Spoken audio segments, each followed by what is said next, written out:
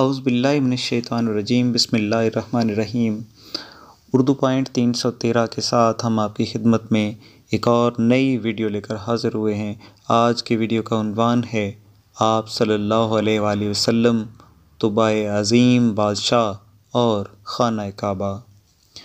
اللہ اکبر! ایمان تازہ کر دینے والی تحریر۔ آج سے 2400 سال پہلے ایک عظیم بادشاہ جس کا نام طوبا، جو یمن سے تھا، یہ ان 5 بادشاہوں میں سے ایک تھا جنہوں نے پوری دنیا کی فتوحات کیں۔ ان کے لشکر میں 1,33,000 گھوڑے اور 1,13,000 پیادے یعنی کہ پیدل سپاہی تھے۔ جب وہ کسی بھی ملک پر چڑھائی کرتا تو مخالف فوج اتنے بڑے لشکر کو دیکھ کر بجائے جنگ کرنے کے ہتھیار ڈال دیتی، اور وہ جب بھی کوئی ملک فتح کرتا تو وہاں سے 10 چوٹی کے لوگ جو صاحبان حکمت، صاحبان علم، صاحبان دانش ہوتے، انہیں اپنے ساتھ بطور مشیر رکھ لیتا تھا۔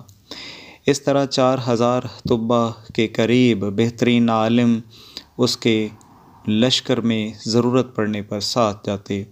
ملک فتح کرتا کرتا جب وہ مکہ کی سرحدوں پر پہنچا اور ارادہ کیا اسے فتح کرنے کا، تو وہاں کے لوگوں نے اس کی کوئی تعظیم و تکریم نہیں کی اور نہ ہی خوف زدہ ہوئے۔ بادشاہ کو بہت غصہ آیا۔ اہل مکہ پر اس نے وزیر کو بلایا جس کا نام تھا اماریس۔ سارے علماء کو فوری طلب کیا اور پوچھا کہ یہ کون لوگ ہیں؟ انہیں پتہ نہیں ہے کہ میں کون ہوں؟ میں ان کی اینٹ سے اینٹ بجا دوں گا۔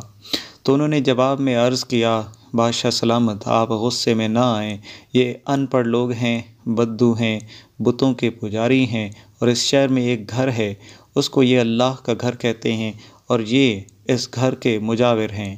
اس بات کا بڑا گھمنڈ ہے ان کے ذہنوں میں، جس کی وجہ سے کسی کو گھاس نہیں ڈالتے۔ بادشاہ نے یہ سارا قصہ سن کر علماء کو اجازت دی اور ارادہ کر لیا کہ کل نہ تو یہ گھر رہے گا معاذ اللہ اور نہ اس کے مجاور۔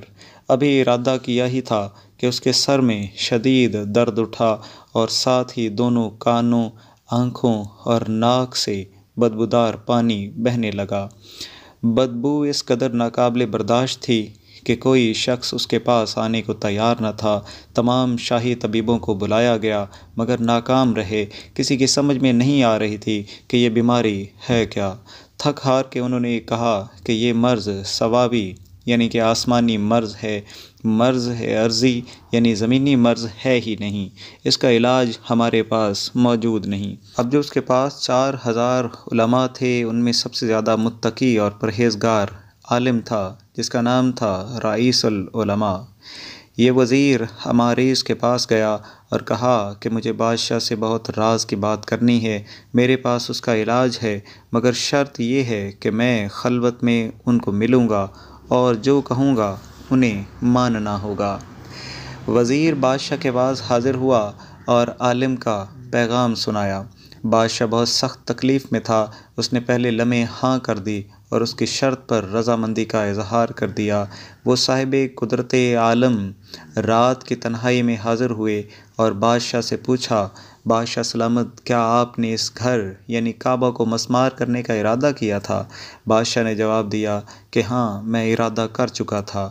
تو انہوں نے کہا کہ بس اس ارادے کے سبب اس مرض نے آپ کو آن پکڑا ہے، یہ ارادہ ترک کر دیجیے اور توبہ کیجیے۔ بادشاہ نے اسی لمحے توبہ کی اور ارادہ چھوڑ دیا اور اللہ نے قبول کر لیا۔ کچھ ہی دیر بعد بادشاہ کو اس درد سے نجات مل گئی۔ 1-2 روز وہیں قیام کیا اور جانے سے قبل خانہ کعبہ کا طواف کیا اور اس پر 7 غلاف چڑھائے۔ تاریخ میں سب سے پہلی دفعہ طبا کے ہاتھوں خانہ کعبہ پر غلاف چڑھائے گئے۔ بادشاہ کی صحت یابی کے بعد وہاں سے روانہ ہو گئے۔ چلتے چلتے اس کا لشکر ایک میدان میں پہنچا۔ وہاں ایک پانی کا چشمہ بھی تھا۔ جب وہاں کسی سے پوچھا گیا کہ اس جگہ کا نام کیا ہے تو پتہ چلا کہ اسے یثرب کہتے ہیں۔ تو وزیر اماریس نے وہیں رات رکنے کا فیصلہ کیا۔ اب جو 4,000 علماء اس کے ساتھ وہ معمولی عالم نہ تھے، تمام آسمانی کتابوں کو جاننے والے اور بہت سے نبیوں کے علم سے فیض یاب تھے۔ جب رات ہوئی تو انہوں نے کچھ ناموں اور جگہ کی نشانیوں کا حساب لگایا تو وہ ایک ایسی جگہ موجود تھے جس جگہ ان کے زندگی بھر کی تلاش ختم ہونی تھی۔ وہ ایسی جگہ تھی جہاں امام الانبیاء سرور کائنات حضرت محمد صلی اللہ علیہ وآلہ وسلم نے ہجرت کر کے آنا تھا، کیونکہ تمام انبیاء علیہ السلام ان کی آمد کی خبر لے کے آتے تھے اور پوری کائنات کو ان کی بعثت کا انتظار تھا۔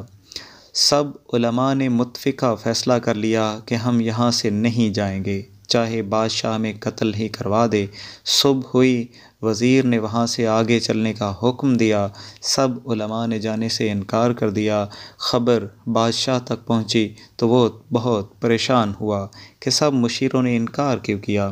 بادشاہ نے رئیس العلماء کو بلوایا اور دریافت کیا کہ انکار کی وجہ کیا ہے۔ انہوں نے جواب میں عرض کیا، ہم نے پوری زندگی جتنا بھی علم حاصل کیا وہ سب رائے گاں ہے۔ اگر ہم اس ہستی جس کے لیے یہ پوری کائنات بنی ہے اس کو پانے کی خواہش چھوڑ دیں، ہمیں ان کے انتظار میں یہاں موت بھی آ جائے تو وہ قبول ہے۔ اگر ان کے قدموں کی دھول بھی ہماری قبروں پر پڑ گئی تو ہم خسارے میں نہیں۔ بادشاہ پہلے ہی رئیس علماء سے بہت متاثر تھا۔ بادشاہ نے ایک اعلان کیا کہ میں بھی 1 سال یہیں ان کا انتظار کروں گا، شاید مجھے بھی اس عظیم ہستی کی ملاقات نصیب ہو جائے۔ بادشاہ نے اس میدان میں 4000 گھر تعمیر کروائے اور شہر مدینہ کی بنیاد رکھی۔ بادشاہ کے پاس وسائل کی کوئی کمی نہ تھی۔ جو باندیاں اور کنیزیں بادشاہ کی خدمت کے لیے اس کے ساتھ تھیں ان کے نکاح کروا دیے اور ان سب کو وہاں آباد کر دیا۔ 1 سال کا عرصہ گزر گیا۔ بادشاہ نے رئیس علماء کو پیغام بھیج کر بلوایا اور کہا کہ مجھے ابھی اور سفر درکار ہے۔ آج آپ گواہ ہو جاؤ کہ میں اس آخری نبی پر ایمان لے آیا اور میں ان کا سب سے پہلا امتی ہوں، اور ایک خط لکھ کر ان کے حوالے کر دیا اور کہا جب بھی آپ کو ملیں تو ان کو یہ خط دے دینا، اور اگر آپ اپنی زندگی میں نہ مل سکو تو اس خط کو ان تک پہنچانے کی اپنی اولاد کو وصیت کر دینا۔ وقت گزرتا گیا، یہاں تک کہ 1000 سال گزر گیا۔ خط نسل در نسل وصیت ہوتا رہا، اور آج وہ مبارک دن آ گیا جس دن حضور اکرم صلی اللہ علیہ وآلہ وسلم اپنی بعثت کے بعد مکہ سے ہجرت کر کے مدینہ کو منور کرنے آ رہے تھے۔ مدینہ میں اس دن عید جیسا سما تھا، ہر کوئی اپنے گھر کو سجا رہا تھا۔ حضور اکرم صلی اللہ علیہ وسلم کا میزبان بننے کے لیے ہر کوئی خواہش مند تھا۔ یہ شعور ان کے خون میں شامل تھا۔ وہ سب علماء کی اولادیں تھیں اور اپنے باپ دادا سے سرور کونین صلی اللہ علیہ وآلہ وسلم کی کہانیاں سنتے آ رہے تھے۔ مدینہ کی فضائیں آج بھی مست ہیں ان نغموں میں جو ان بچیوں نے تاجدار کائنات کے لیے گایا۔ طلع البدر علینا، اس لمحے ہر دل کا جو عالم ہوگا اور لفظوں میں سمجھانا مشکل ہے۔ اب بات آ گئی ہے میرے آقا صلی اللہ علیہ وسلم کی اونٹنی پر، وہ جہاں رکے گی وہی میزبان ہوگا۔ حضرت ابو ایوب انصاری کو اپنے آقا صلی اللہ علیہ وسلم کی میزبانی نصیب ہوئی، اور ابو ایوب انصاری کا ایک خاص غلام ابو لیلٰ بادشاہ کا خط لے کے حاضر ہوا تو اس نے سب سے پہلے غلام کچھ کہتا ہے۔ حضور اکرم صلی اللہ علیہ وسلم نے فرمایا ابو لیلٰ شاہ یمن کا خط لائے ہو۔ یہ سن کر ابو لیلٰ تو تختہ ہی رہ گیا۔ پھر خط پڑھ کر حضور صلی اللہ علیہ وسلم کو سنایا گیا، جس میں لکھا گیا تھا کہ میں تبا شاہ یمن محمد الرسول اللہ صلی اللہ علیہ وسلم پر ایمان لایا اور آپ کے رب پر ایمان لایا، مجھ کو اپنی رحمت سے اپنا امتی قبول کر لیں۔ حضرت ابو ایوب انصاری رضی اللہ تعالیٰ عنہ سے ان کے خاندان اور قبیلہ کے بارے میں پوچھا گیا تو وہ اسی رئیس علماء کی نسل سے تھے جس کو خط دیا گیا تھا۔ حضرت ابو ایوب انصاری رضی اللہ تعالیٰ عنہ نے ایک بہت ہی حیران کر دینے والی بات کہی، در حقیقت یہ گھر میرا نہیں ہے، میں تو اس گھر کا رکھوالا ہوں۔ طبہ نے 4000 گھر الگ بنوائے تھے اور یہ ایک گھر حضور اکرم صلی اللہ علیہ وسلم آپ کے لیے بنوایا تھا۔ میں اور میرے آباء و اجداد اس گھر کی نسل در نسل حفاظت کرتے آ رہے ہیں۔ آپ کی اونٹنی اپنے ہی گھر پر آ کر رکی ہے۔ سبحان اللہ۔